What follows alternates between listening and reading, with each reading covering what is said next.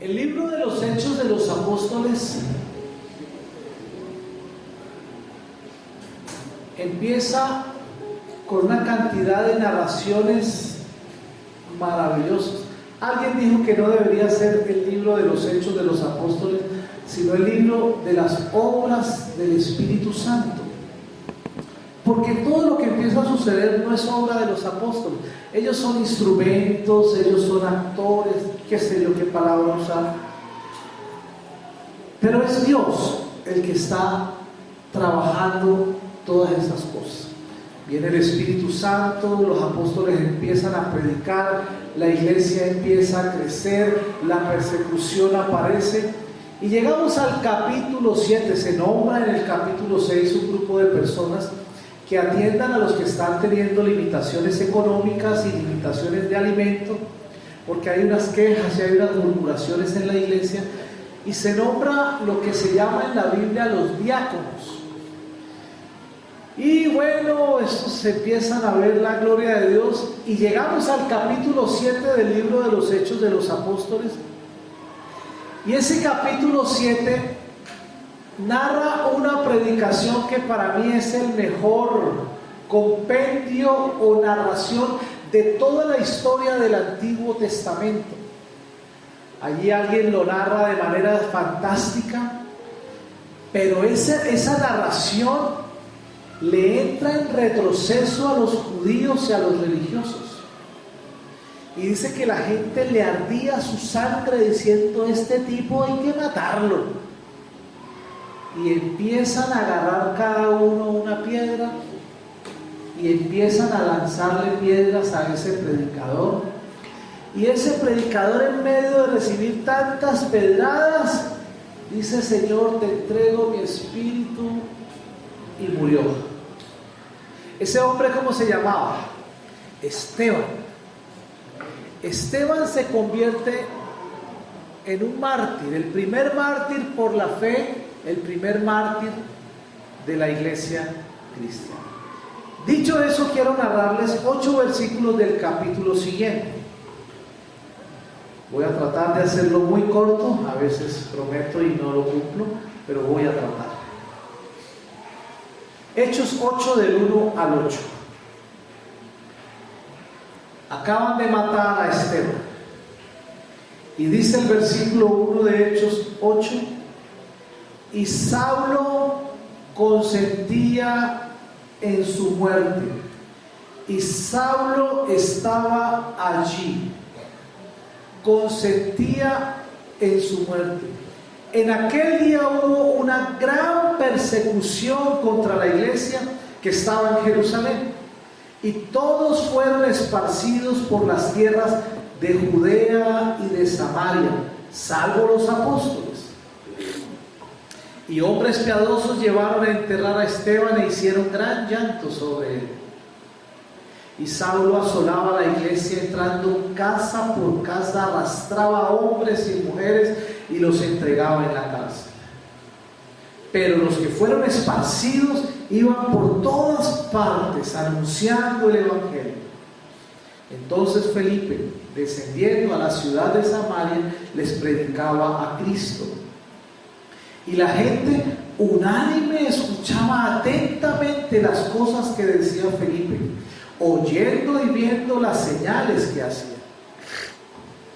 Porque de muchos que tenían espíritus inmundos salían estos dando grandes voces, y muchos paralíticos y cojos eran sanados. Y el 8: así que había ¿qué? Gran gozo en esa ciudad. Otras versiones dicen: y la ciudad se llenó de alegría. Aquí está pues esta preciosa narración que quiero comentar y compartir en esta mañana. Este es el alimento de Dios para este día, para nuestra iglesia. La iglesia, después de que muere Esteban, entra en un momento nuevo, porque hasta allí había sido señales, prodigios, milagros, bendiciones, el Espíritu Santo viniendo, pero vino un momento de dolor. Uno de los comprometidos de la iglesia fue apedreado, y eso me imagino que genera una tremenda consternación en medio de la iglesia. El versículo 1 dice que Saulo consentía en su muerte. Es decir, Saulo, que hasta ese momento no se había convertido, no había llegado a Cristo, estaba dando su aprobación. Él era un líder religioso, él era un líder ahí del primer siglo, que estaba rigurosamente apegado a las leyes religiosas. Pero ese consentir en su muerte hace que los creyentes se empiecen a dispersar. Pero curiosamente, ¿se acuerdan lo que dice Romanos 8:28? No, 8:28 no. Sí. Dios usa todas las cosas para bien. ¿Para quiénes? Para aquellos que le aman. Dios le da la vuelta a todo. Los momentos de dolor, Dios los convierte en algún propósito que uno entiende luego. Ahora, Saulo consentía en la muerte de Esteban y empieza a producirse ese reguero de los cristianos yéndose para todos lugares. Ustedes se acuerdan que cuando vino el Espíritu Santo, el Señor les dijo: ustedes esperen en Jerusalén. Y en el versículo 8 el Señor les dice: ustedes recibirán poder. ¿Para qué?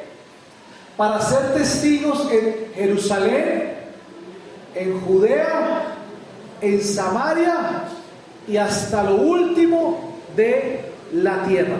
Y ellos pues pensaban que sería un plan estratégico, un diseño de la iglesia. Vamos a ver a quién enviamos para esta región, para esta ciudad. Pero no, resultaron siendo dispersos así de la noche a la mañana, y curiosamente llegaron a esos territorios, como lo vamos a ver en un ratito. Dice el versículo 3, después de que fueron dispersados, el versículo 3 dice: y Saulo asolaba a la iglesia. Cuando usted revisa la palabra asolar, significa dejar todo. Permítame usar una expresión muy coloquial en venezolano: quedaba todo como peladero de chivo. Lo conocemos. Y yo nunca sabía por qué la expresión peladero de chivo. Lo que pasa es que los chivos lo destruyen todo. Cuando uno va de Maracaibo hacia Coro, esa vía está llena de chivos y hasta a veces es peligroso porque se atraviesa. Pero usted ve esa vegetación y eso es seco y destrozado por los chivos. Entonces el peladero de chivo ya sé de dónde viene, porque los chivos lo destrozan todo. Y la palabra asolar es eso: dejar todo dañado y destrozado. Otra versión dice: y Saulo hacía estragos, es decir, afectaba mucho a la iglesia. No solo la acosaba, sino que intentaba destruirla. Y miren, y se iba casa por casa, arrastraba a hombres y a mujeres y los metía a la cárcel por causa de la fe. Si saltas, Daniel, por un instante a Hechos 9:2, mira lo que dice. 9:2, y vamos a volver a 8. Y Saulo, respirando aún amenazas y muerte contra los discípulos del Señor, vino al sacerdote. Y el 2 dice: y les pidió cartas para las sinagogas de Damasco, a fin de que si hallase algunos hombres o mujeres de este camino. ¿Cuál camino? Del cristianismo. Los trajese presos a Jerusalén. Pablo, o en ese momento Saulo, todavía estaba tremendamente, dice que respiraba, como así, como respirar con ira, con intenso rabia, para meter preso a los cristianos. Volvamos al versículo 3 de Hechos, capítulo 8. ¿Cómo creen que era ese tiempo para los cristianos y para la iglesia? ¿Era tiempo de alegría, de fiesta, de celebración? ¿O cómo creen que estaba la situación? Muy difícil. ¿Se acuerdan que hace unas 2 semanas hubo una tragedia por ahí, por Lobatera y de ese hermano? ¿Cómo será traer a los muchachos que se fueron al campamento y luego poner 7 ataúdes aquí porque murieron? ¿Cómo sería la reunión esa mañana en esa iglesia? Tiene que ser un momento muy difícil. Y ver al pastor enterrando a su propio hijo y sus 2 sobrinas. Yo estuve en ese velorio. Es tremendo escuchar las palabras y ahí no hay palabras. Claro, había cantos y todo, pero el corazón se pone pequeñito. Me imagino que algo así estaba pasando en la iglesia. Pablo estaba asolando y quería destruirla, era un momento difícil. Y hoy en nuestro mundo ya tenemos persecución, pero no como uno se lo imagina. Cuando uno habla de persecución, a uno se le viene a la mente Corea del Norte, China, algunos países de Irán, por allá donde queman los templos. Ustedes han visto fotos y los cadáveres de la iglesia quemada, y uno piensa que esa es la única forma de persecución. Pero ¿saben algo? Nuestro mundo y nuestro entorno ya tiene persecución, quizás no como uno la conoce, pero ¿sabe algo? Cerca de aquí de San Cristóbal hay grupos armados al margen de la ley que restringen ciertos horarios para que la iglesia se reúna. Y le dicen: mire, ustedes pueden predicar de la 19 de abril hasta aquí a la avenida principal de Las Flores, y de la avenida Rotaria hasta aquí, hasta la Lucio Kendo. Si salen de ese sector a predicar, no respondemos. Eso no es en Irán, eso no es en China, eso es aquí a 20 minutos de nuestra ciudad, donde ya hay restricciones y donde de aquí para acá gobierna la Guardia Nacional y de aquí para allá grupos guerrilleros, a 3 minutos de la Guardia Nacional. Y uno pasa por ahí frecuentemente, y usted también pasa por ahí, solo que uno va para San Antonio y uno anda en sus diligencias. Hoy se define persecución como todo evento que limite vivir mi fe libremente. Y le voy a dar unos ejemplos para que despiértate tú que duermes. Bienvenidos al futuro. Cuando a una persona le prohíben leer la Biblia en público, es una forma de persecución, porque no me están dejando llevar a cabo mi fe de forma libre. Camisetas con mensajes: Cristo te ama o Cristo viene pronto. Ya en Venezuela hay universidades donde le dicen: por favor, si vas a entrar a clase, ponte un suéter y por favor tapa tu mensaje.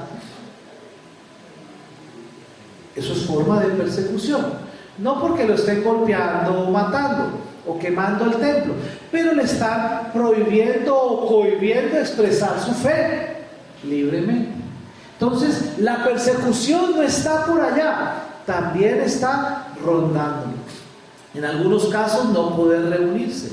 Por ejemplo, se acabó la pandemia, todo el mundo abre. Las iglesias todavía no pueden abrir por orden gubernamental. Eso es una forma de cohibir mi fe de manera libre. Eso sucedió hace un añito más o menos. Las iglesias tuvieron que demorar más tiempo cuando ya todo estaba casi que normalizado. En estos días estuve predicando en una iglesia en Rubio. Esta semana, el día viernes, me cuentan: ¿te acuerdas, Otto, en la iglesia que estuviste predicando en Rubio? Central. Y en la oficina del pastor hicieron unos símbolos satánicos y mataron una gallina, y cuando hablan estaba el sangrero ahí. Entonces, en la oficina del pastor, oficina donde yo estuve tomando cafecito mientras me pasaban a predicar. Eso es ahí en Rubio, muy cerca de aquí, quizás 25 o 30 minutos. Aquí en nuestra ciudad hay una iglesia en La Ermita, donde venden cerámica. En el segundo piso hay una iglesia cuadrangular.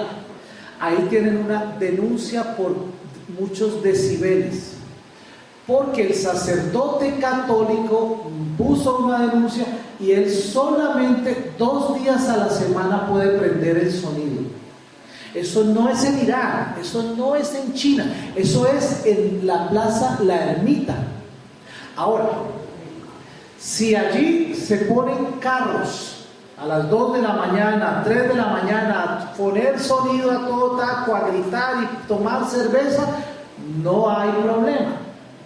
Pero si el hermano pastor, mi amigo Jonás, pone ahí mucho volumen, le llega a la policía. Son formas de persecución. Por ejemplo, Donde hay iglesias católicas hay unas campanas que se oyen a 5 kilómetros a la redonda. Y a las 6 de la mañana se la ponen a usted. Y no hay nadie que les impida. Pero yo sí tengo que oír las campanas. Y a veces ponen música a todo taco. Y a ellos no les llega la policía. Pero el hermano hace una alabanza muy duro y a él sí le dicen que tiene una caución y tendría que presentarse ante la justicia. Entonces, sí ven que hay formas de obstrucción de libertad de nuestra fe y podría ponerles más ejemplos. Rayar las paredes de las iglesias, municipio Fernández Feo. Están rayando las paredes de las iglesias con letreros satánicos, cosas como estas, etcétera, etcétera, etcétera. Y a un pastor amigo, un gencio, almorcé con él el día viernes, me estaba contando que le están tirando cosas en la puerta, a símbolos satánicos, que le acaban de romper los vidrios de su camioneta. Formas de persecución, formas de algún tipo de no poder expresar libremente nuestra fe. Limitación de permisos para actividades por parte de autoridades violando la Constitución. Imposición de cultura religiosa en las escuelas. Hay símbolos religiosos, hay santos y nadie los manda a quitar. Yo tengo que estar frente a esos símbolos. Eso es una forma de no ser libre. Y algunos les obligan a escuchar ciertas clases. Si yo como padre digo, mira hijo, no estés en esas clases donde se enseñan esas cartillas, donde se dice que hay que celebrar el cumpleaños de cierto presidente o de cierto presidente de otra isla y toda cosa, en esas cartillas nos obligan ya a hacer esas cosas. Eso es falta de libertad de expresar mi fe, porque yo puedo decir, hijo, cuando empiece esa clase, o a los niños a veces los quieren obligar a ponerse la cruz aquí, una cruz de ceniza, y el que quiera hacerlo está bien, pero a mi hijo no pueden obligármelo. Ahora, si él se niega a que le pongan la cruz, todo el mundo ¿cómo empieza a verlo? Como extraño. Este niño hay que hacerle bullying. Y entonces usted ya oye en algunas universidades, ¿usted es cristiano? Pues estudien que mi materia no la va a pasar, ni porque estudie. Así, eso es una forma de persecución. Y entonces, cuando uno escucha historias de que esta persona, notas bajas, malas, porque de alguna manera estaba siendo molestado y en un momento a otro llega a la universidad y saca notas buenas. ¿Cómo así que notas malas y ahora notas buenas? Debe ser operación colchón para que esté pasando las materias. No sé si entienden lo que significa eso. ¿Sí saben qué es eso? Ustedes son los santos de los últimos días. Entonces son formas de persecución, ¿verdad? Extorsión por traslado de material cristiano. Yo he traído material cristiano desde San Antonio y en cada alcabala me extorsionan y me toca entregar 2 Biblias o un librito. Porque si no, y más, cuando ven cédula colombiana, hay dificultades. No puedo material cristiano llevarlo. Un amigo estuvo preso por trasladar medicina para la obra cristiana y así sucesivamente, ¿verdad? Un amigo de aquí de Junco Páramo, por ahí por Sabaneta. Imposición de ideología de género. Por ser cristiano te hacen perder una materia en la universidad. Pago de impuestos para las iglesias sabiendo que son sin ánimo de lucro, sin fin de lucro. También a la iglesia católica le han quemado sus santos y le han pisoteado sus hostias. Es decir, hay un mundo que no les parece a uno persecución, pero es una forma de afectar tu fe y eso enmarca dentro de lo que se llama ¿qué? Persecución. Entonces, la iglesia está siendo vulnerada y esta es la forma de persecución en este siglo XXI. ¿Y la iglesia está preparada? No está preparada. Es más fácil hacer silencio. Hay lugares donde si usted empieza a orar en voz alta, Señor, reprendemos la guerrilla, Satanás, vete de aquí, de los paramilitares. ¿Sabe cuántas horas de vida le queda a ese pastor? Y sabe que ese es guerrillero, que ese es esto, y les toca sencillamente hacer silencio. Esas son formas de persecución, de la forma como la iglesia está siendo vulnerada. En ese momento, Hechos de los Apóstoles, capítulo 8, ¿cómo se sentía la iglesia? Dice que empezaron a ser dispersados por causa de la fe. Pero vamos rápido. Versículo 4. Pero los que fueron esparcidos iban por todas partes anunciando el evangelio. Por ejemplo, en Venezuela nunca estuvimos preparados para un exilio, un éxodo como el que tuvimos. Imagínense si todos los que están en ciertas ciudades hubieran mantenido juntos y hubiéramos plantado una iglesia Puente Vida. Pero no, empezaron a salir y no estuvimos listos. Si nosotros hubiéramos sido preparados, miren, 20 se van a ir para Chile, pues hagan un grupo de oración y empezamos una iglesia. Y vamos y los visitamos y alguien se nombra de pastor. Pero no. Pero dice aquí, los que fueron esparcidos, ¿sabe a qué se fueron? A anunciar el evangelio. En cambio, en este tiempo, todos se fueron a trabajar, ¿no? Aquí se fueron a anunciar el evangelio. Los apóstoles habían permanecido en Jerusalén. ¿Se acuerda que decía, excepto los apóstoles? Porque tenían que quedarse cuidando la iglesia de Jerusalén. Y había que cuidar que la predicación continuara en Jerusalén para que la iglesia local no se debilitara. Y fue a través de esa persecución que el mensaje de Cristo llegó más lejos y con mayor rapidez. Miren lo que dice Hechos 11:19, Daniel. Hechos 11:19. Ahora bien, los que habían sido esparcidos a causa de la persecución que hubo con motivo de ¿quién? De la muerte de Esteban. ¿Hasta dónde se fueron? Hasta Fenicia, Chipre y Antioquía.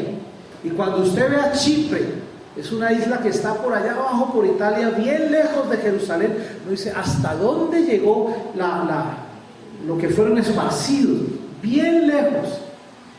No hablando a nadie la palabra, sino solo a judíos.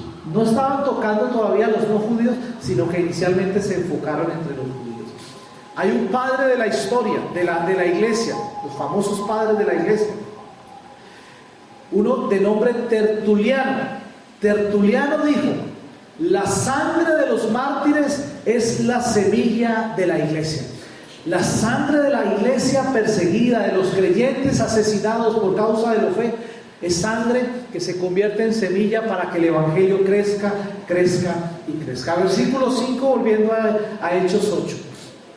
Y aquí va nuestro asunto. Entonces Felipe, descendiendo ¿a dónde? A Samaria. Y me seréis testigos en Jerusalén, Judea, Samaria. Pero nunca pensaron que era por causa de la dispersión. O no se imaginaron ellos. Creyeron que posiblemente era un plan progresivo. Pero con ese desorden, gente siendo asesinada y demás, Felipe, uno de los diáconos, se fue a Samaria. Y dice que Felipe estaba predicando a Cristo. Y aquí hay cosas que aprender de Felipe. ¿Cuáles eran las circunstancias de Felipe? Yo quiero que ustedes y yo miremos Hechos 6:5. Hechos 6:5. Estoy yendo de atrás para adelante, porque la misma Biblia se corrobora a ella misma. Agradó la propuesta a toda la multitud y eligieron, cuando escogieron a los diáconos, los primeros 7 diáconos. Uno de ellos era Esteban, que era un varón lleno de fe y del Espíritu Santo. Escogieron también ¿a quién? A Felipe, y ahí están los nombres de otros. Pero Felipe y Esteban, un día en la iglesia los pasaron al frente. Me imagino que Esteban estaba aquí y Felipe aquí y los otros 5. Esos nombres que están ahí. Y compartieron el repartir alimentos a las viudas de los griegos, que es lo que narran los versículos anteriores. Entonces, ¿creen ustedes que Esteban y Felipe se conocían? Claro, compartían ministerio, evangelizaban juntos, repartían las mesas, compartían alimentos. ¿Cómo está Felipe? Sabiendo que su compañero de fórmula, de ministerio, su amigo de trabajo en la iglesia, acaba de ser asesinado. ¿Y de qué forma? Fue muerto y no bonito, porque yo me imagino que una matada a piedra debe ser muy cruel. Entonces, ¿cómo se siente Felipe? Está triste, está en un momento de duelo, me imagino que está en un momento de debilidad. El versículo 2 en Hechos 8 dice que habían hecho gran llanto sobre él. Hechos 8:2. Cuando se dice que había gran llanto por la muerte de Esteban, ¿cómo está la iglesia? Está débil. La iglesia está en un momento, dice, hicieron gran llanto sobre él los que estaban enterrando a Esteban. Eso me dice, ese sepelio fue duro. Ese sepelio fue fuerte, era el primero. Y dice que hicieron gran llanto. Me imagino, quiero pensar, ahí está Felipe en ese sepelio. Ahí está Felipe, enterrando a su amigo, al compañero por el que habían orado junto, a esos 7. Está en un momento crítico. Y este Felipe, por allá más adelante en el capítulo 21, se le llama Felipe el Evangelista. Es bien interesante eso. 21:8 está Felipe el Evangelista. Entonces, no solo había muerto su amigo, sino que Saulo seguía asolando a la iglesia. Los creyentes eran arrastrados, encarcelados y otros fueron esparcidos. Entonces, el Evangelio incluye momentos de dolor. Aquí en nuestra iglesia hemos tenido. Yo tengo una biblecita donde están anotados, no sé si todos, pero llegué como hasta 12 o 13 personas que de nuestra iglesia han fallecido en estos años, desde hace 20 años. Ahí tengo los nombres de gente linda. Fueron momentos difíciles de llorar y de despedir gente querida. Entonces, Saulo sigue asolando, sigue encarcelando gente, sigue esparciendo la gente. Entonces, el Evangelio incluye momentos de dolor. Ahora, hubo reclamos de Felipe. Señor, ¿por qué? Mira de qué forma murió mi amigo. No, dice que Felipe salió ¿a qué? A seguir evangelizando. Ahora, ¿está malo preguntarle a Dios por qué? Pues si a usted le enseñaron que uno no debe preguntarle a Dios el por qué, sino el para qué. No, hay que preguntarle el por qué. Porque yo quiero conocerte. Quiero saber por qué permites estas cosas. Quiero saber qué pasa por tu mente, por tu corazón. Así que, Señor, ¿por qué? Dímelo. Ahora, si es por cuestionar las acciones de Dios, mala pregunta. Porque Dios es soberano. Porque Dios hace como quiere, cuando quiera y donde quiera. Y a nosotros nos toca, Señor, fue tu voluntad, fue tu designio y no voy a cuestionarlo. Pero si yo en mi intimidad me le meto al Señor y le pregunto, ¿por qué te llevaste a mi hijo, Señor? Es válido para relacionarme y escuchar su respuesta. Pero Felipe no está haciendo ningún reclamo, aunque es válido hacer preguntas a Dios. Con todo y el dolor y la fuerte persecución, este hombre, llamado en Hechos 21 el evangelista, sigue predicando. Versículo 6. Mire qué lindo esto. Y la gente unánime escuchaba atentamente las cosas que decía Felipe. Imagínense, yo me imagino que Felipe está predicando con un tajo en el corazón. ¿Se entiende qué es un tajo? Mi amigo se acaba de morir. Yo escuché a este pastor allí en el servicio fúnebre hablándole a los papás de una de las chicas muertas, y él en otro lado con el ataúd de su hijo. Yo creo que uno habla con un taco aquí, ¿o no?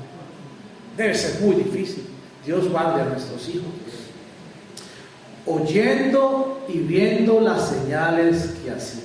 La Biblia no nos explica el detalle, pero todo indica que Felipe no solamente era elocuente como evangelizador, sino que era respaldado con milagros y señales, porque oían, pero también veían cómo Dios lo usaba y lo respaldaba. Con esto quiero decir, Dios usa personas rotas. Dios es capaz de convertir tu dolor en oportunidad de bendición. Dios puede convertir tu historia de fracaso y de dificultad o una temporada difícil en un testimonio para salvación y bendición de una familia. Dios es especialista en darle la vuelta a esos momentos difíciles. Dígale al que está a su lado, Dios usa vidas rotas también. Fracasados, en dolor, Dios puede usarlos. Así que si usted está con su dolor, ay Señor, que apenas estoy pudiendo desayunar 6 arepitas, y que, ay, tranquilo, Dios puede usar nuestras circunstancias difíciles para llevar bendición a otras personas. Y déjenme recordárselo, siempre habrá gente en dificultades aún mayores que nosotros. Todos tenemos desayunito, un techito, unos zapatos. Hay gente que a esta hora posiblemente no ha encontrado qué desayunar. Es muy posible. En nuestra ciudad, qué decir de otras latitudes, ¿verdad? Dios a través de nuestro sufrimiento puede fortalecer a alguien y consolarlo. Yo recién, a mí nunca se me olvida esta historia, recién llegado, llevaba no sé si 5, 7, 10 días aquí. Yo estaba ya en la otra iglesia de la ermita hablando con una señora que se le había muerto su hijo. Y en ese momento llegó una persona que yo no conocía y preguntó: hágame un favor, ¿está el pastor Saúl? Yo le dije: no, él no está. Pero cuéntame, ¿en qué puedo servir? Esa persona no sabía que yo había sido instalado como pastor una semanita atrás. Me dijo: lo que pasa es que mi niña acaba de fallecer. Yo soltero. Yo no entiendo qué es un hijo. No sé lo que es perder un hijo, mucho menos. Yo no entendía nada de hijos. Y una persona viene y me dice: es que mi hija acaba de fallecer.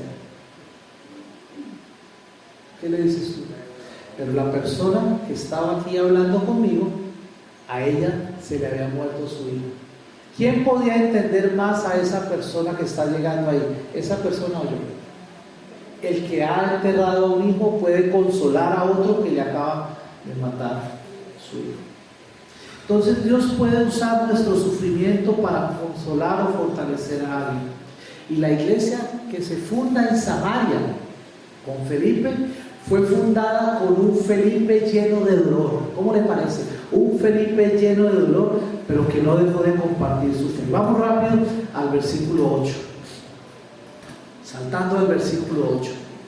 ¿Qué había en esa ciudad de Samaria? Gran gozo. Pero ¿cómo así que gran gozo, pastor? Si están muriendo, si están siendo perseguidos. El gozo no era por las circunstancias. El gozo era por la predicación del Evangelio. Si el Evangelio de Cristo se sigue predicando, podemos llegar a San Cristóbal de gozo. El gozo a San Cristóbal no va a venir porque pinten los locales, porque alumbren las calles, porque pavimenten las calles. Amén, por eso nos hace mucho bien a nuestra calidad de vida. Pero el gozo no va a venir por eso. El gozo va a venir, ¿por qué? Por Cristo predicado y llevado al corazón de la gente. ¿Cuántos dicen amén a eso? Dice: así que había gran gozo en aquella ciudad. Una fuente de alegría para la ciudad es la predicación del Evangelio. Salta por favor, ya saliéndonos del versículo 8, quiero cerrar con lo que pasó en el versículo 12. Porque sigue la misma historia. Pero cuando creyeron a Felipe, que anunciaba el Evangelio del reino de Dios y el nombre de Jesucristo, miren lo que pasaba: hombres y mujeres se bautizaban. Cuando nosotros compartimos nuestra fe y regamos semillas del Señor, podemos cosechar esperanza, vidas que se entregan a Jesús. Salvemos a nuestros amigos. Salta al versículo 13, ahí mismo, al siguiente versículo. También creyó Simón mismo. En los versículos atrás usted se da cuenta que Simón era un brujo, que hacía hechicería y una cantidad de cosas. ¿Sabe hasta quién se convirtió? Hasta Simón mismo creyó. Claro, se tienen dudas de esta conversión por algún episodio que aparece en el versículo siguiente. Dice: hasta se bautizó el hombre, el brujo, y andaba siempre ¿con quién? Se le pegó a la pata a Felipe. Felipe, quiero ver lo que tú haces, cómo hablas, cómo sanas, cómo oras. Se le pegó y veía las señales que Felipe hacía. ¿Y cómo estaba Simón? ¿Cómo estaba Simón? Atónito. ¡Wow! Este Felipe es lo máximo. Este que representa a Jesús lo hace muy, pero muy bien. Ahora, no tenemos seguridad de la conversión de este Felipe. Yo quiero, Daniel, que pongas de este Simón, perdón, Juan capítulo 2, verso 23 y 24. Dice: porque él estaba atónito más por las señales. Hay mucha gente que va a campañas cristianas y queda impactado por los milagros. Pero puede ser que la fe de Cristo no impacte todavía su corazón, sino que, uy, tremendo, wow, uy, es tremenda reunión. Y amén, puede ser el canal para uno acercarse a Cristo, un milagro. Estando en Jerusalén Jesús en la fiesta de la Pascua, muchos creyeron en su nombre. ¿Por qué? Porque las señales impactaban. Versículo 24. Pero Jesús mismo no se fiaba de ellos porque conocía a todos. Jesús decía, no, este no se ha convertido. Este está impactado por los milagros, ¿no? Pero yo creo que este no se ha convertido. No se fíe de todo el mundo. Ay, sí, ya se convirtió. Déjelo, a ver, que agarre mínimo, como se dice, ¿no? Gracias, Daniel. Hay gente que está movido por las señales y los milagros. Cierro mi mensaje. Mi reto en esta mañana es que sigamos adelante. Mantengamos nuestra fe fuerte, aún en medio de dificultades que puedan ser un poquito difíciles. Por favor, no dejemos de congregarnos. Si vienen tiempos de no poder expresar nuestra fe por algún motivo, no dejemos de congregarnos, a menos que las circunstancias así no lo impidan. Pero mientras podamos, vale la pena congregarnos. ¿Sabía usted? En estos días me llegó un videito de China, creo que era, donde llegó una cajita de Biblia y la gente se lanzó a recoger su Biblia. Mi Biblia, ay, porque no tenían Biblias. Aquí la tenemos de colores, con mapas, sin mapas, letra grande, letra pequeña, y no amamos la palabra tanto como Dios quiere que nosotros la amemos. Hay lugares en China donde la gente tiene que repartirse hojitas. Tienen una Biblia y está en hojitas. Entonces se pasan la hojita y esta semana yo leo esta hojita y la otra semana me llega otra hojita, y escondidos, las historias que uno oye. No dejemos de congregar. Aquí podemos todavía cantar, orar, levantar las manos, ser inspirados por el Señor y disfrutar. Y pues, si quieren, pues sacamos las sillas al frente y gritamos gloria a Dios y no pasa nada. Aprovechemos este espacio de gracia. No deje de, ay, no, amanecí hoy como con pereza. Por favor, mire cuántas sillas voy a ir vacías aquí. Alguien que de pronto se quedó pudiendo venir, dijo, ay, no, de pronto la otra semana hoy. Tú eres, y mira, el que está a su lado es importante. Te necesitamos cada semana. Y aún si tuviéramos dolor, Dios va a usar nuestro dolor para dar testimonio de Cristo. Dios usa nuestras circunstancias para dar testimonio de Él. Vamos a ponernos de pie.